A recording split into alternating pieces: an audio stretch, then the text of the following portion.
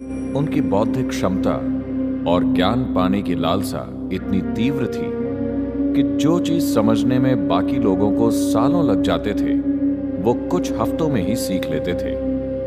समाधि की 8 अवस्थाएं होती हैं। गौतम ने उन सभी अवस्थाओं को प्राप्त कर लिया था, मगर फिर भी वो जानते थे कि ये जीवन की संपूर्णता नहीं है। उनके अंदर अब भी ज्ञान पाने की तीव्र इच्छा थी। जब सारे उपाय बेकार हो गए तो उन्होंने अंतिम मार्ग का सहारा लिया, जिसे समाना कहते हैं। समाना साधकों के जीवन के सबसे मूलभूत पहलुओं में से एक ये है कि वो कभी भोजन नहीं मांगते, बस चलते रहते हैं, चलते रहते हैं। गौतम ने इस मार्ग को इतनी कठोरता से अपनाया कि वो उस दिशा में नहीं जाते थे जिधर भोजन मिलने की संभावना होती थी। वो बस सीधा चलते थे। इस प्रक्रिया में उन्होंने अपने शरीर को इतना नष्ट कर लिया, वो इतने कमजोर हो गए कि वो बस हड्डियों का ढांचा बनकर रह गए। वो कभी भोजन की तलाश में नहीं जाते थे। उन्हें जब भोजन दिया जाता था तभी खाते थे।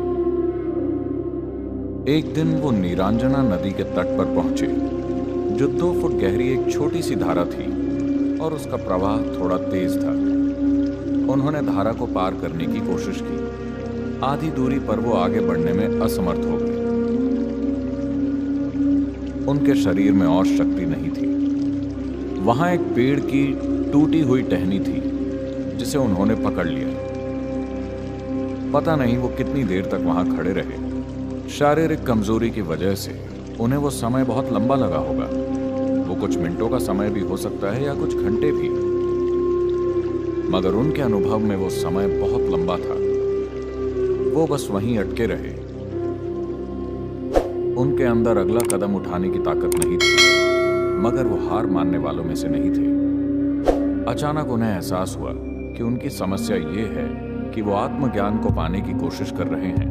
वो आत्मज्ञान को खुद के साथ घटित होने नहीं दे रहे, वो उसे प्राप्त करने की कोशिश कर रहे हैं। वो एक असीम अनंत आयाम को पाने की कोशिश कर रहे हैं।